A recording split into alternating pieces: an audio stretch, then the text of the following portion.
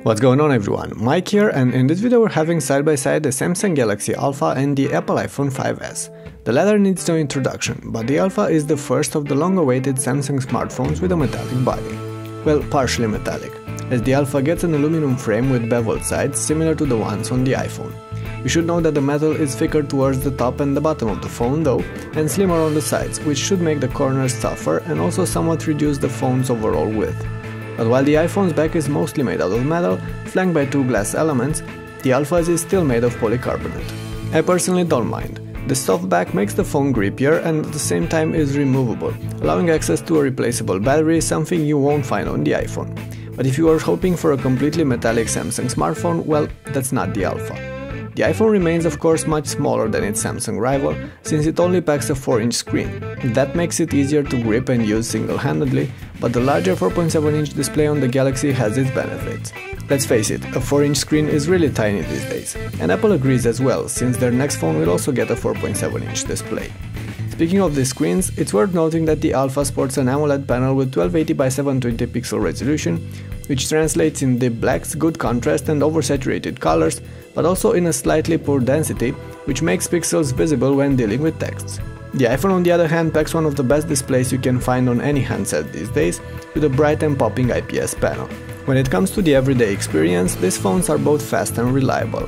One runs iOS 7, the other runs Android 4.4 KitKat. One is basic and simple, the other is complex and stuffed with features. One gets access to the App Store, the other to the Google Play Store.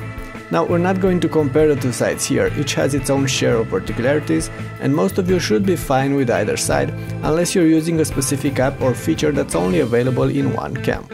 It's worth mentioning that the Alpha encounters no lag and no hiccups though, which is quite something for a Samsung smartphone. Its fast processor gets the praises, but also the lower resolution screen. Before we move on, I should mention that neither of these phones will allow you to expand storage space. The Galaxy Alpha is only available in a 32GB version, while the iPhone offers 16, 32 or 64GB of space.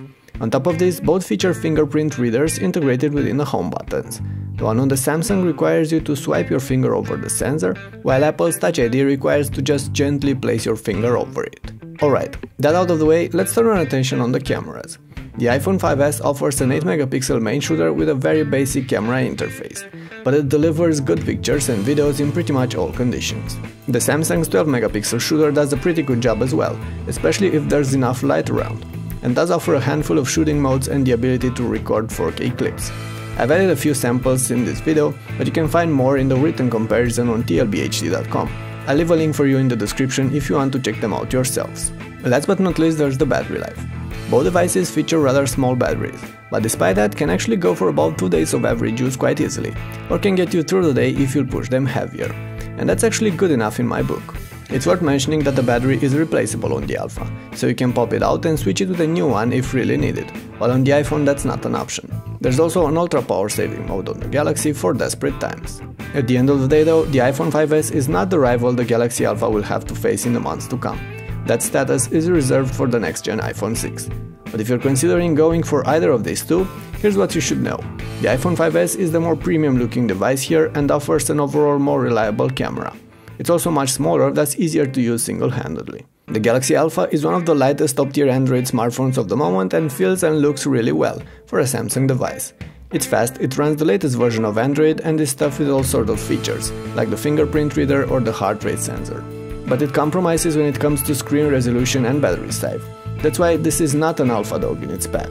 But if you like it and understand where it falls a bit short, it could be a good pick, especially if the price is right. With that in mind, it's time to wrap this up. The comment section is open in case you have any questions on these two devices, and my full coverage of the Galaxy Alpha is available here on the channel if you're interested. Make sure you hit that thumbs up button on your way out though, and share this video around if you enjoyed it. Thanks for watching and I'll see you guys soon.